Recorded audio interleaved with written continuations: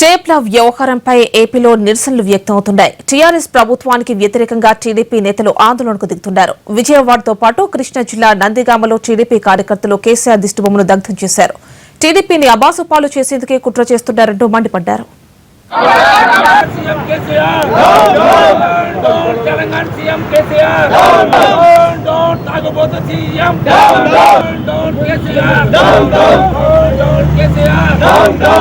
Andhra CM మీద కేసీఆర్ కుట్రలు చంద్రబాబు నాయుడు గారి మీద కుట్రలు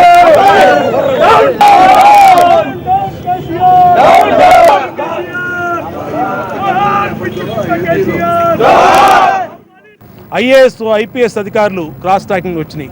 అసలు ఎవరి పరిధిలోని అంశం ఈ టెలిఫోన్ ట్యాపింగ్ అనేది, ఈ టెలిగ్రాఫిక్ చట్టం అనేది కేసీఆర్ గారికి తెలుసా అని అడుగుతా ఉన్నాం.